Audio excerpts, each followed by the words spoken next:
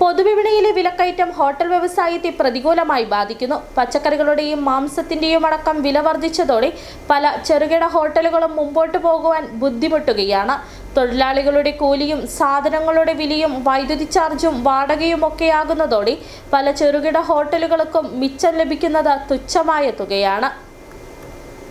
പൊതുവിപണിയിലെ വിലക്കയറ്റം കുടുംബ ബഡ്ജറ്റിനെ എന്ന പോലെ ഹോട്ടൽ വ്യവസായത്തെയും പ്രതികൂലമായി ബാധിക്കുകയാണ്. ഉപ്പ് തൊട്ട് സകല വസ്തുക്കളുടെയും വിലയിൽ സമീപകാലത്ത് വലിയ വർധനവുണ്ടായിട്ടുള്ളതായി ഹോട്ടൽ നടത്തിപ്പുകാർ പറയുന്നു. പച്ചക്കറികളുടെയും മാംസത്തിന്റെയും മത്സ്യത്തിന്റെയും എല്ലാം വില വർദ്ധിച്ചു. മറ്റാവശ്യ വസ്തുക്കൾക്കും വില വർധനവുണ്ടായതായി ഹോട്ടൽ ഉടമകൾ പറയുന്നു. നമ്മുടെ നാട്ടിലെ ഹോട്ടൽ വ്യവസായം വീണ്ടും വലിയ പ്രതിസന്ധിയിലേക്ക് കടന്നു വന്നുകൊണ്ടിരിക്കുകയാണ്. നമുക്കറിയാം, നിത്യോപയോഗ സാധനങ്ങൾക്ക് എല്ലാം വലിയ വില വർധന വീണ്ടും ഉണ്ടായിക്കൊണ്ടിരിക്കുന്നു. ചിക്കൻ്റെ വില 200-220 എല്ലാം വന്നിട്ട് ഇപ്പോൾ 185 എത്തി നിൽക്കുകയാണ്.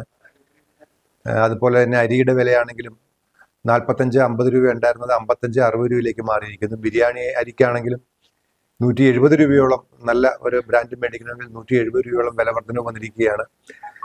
ഏത് വിധേനയും ഹോട്ടൽ വ്യവസായം വലിയ പ്രതിസന്ധിയാണ്. ഭക്ഷണ വിതരണ മേഖല മൊത്തത്തിൽ തന്നെ പ്രതിസന്ധി നേരിടുകയാണ്.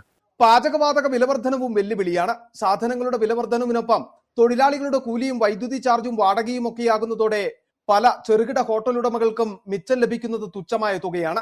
വിനോദസഞ്ചാര സീസൺ ഒഴിയുന്നതോടെ ഹോട്ടലുകളിൽ തിരക്ക് കുറയും. പിന്നീട് ലഭിക്കുന്ന തുച്ഛമായ വരുമാനത്തിൽ നിന്ന് വേണം വാടകയും മറ്റിതര ചെലവുകളും വഹിക്കുവാൻ.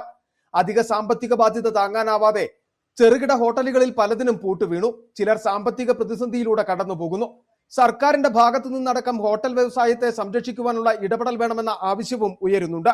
City vision, Adimali.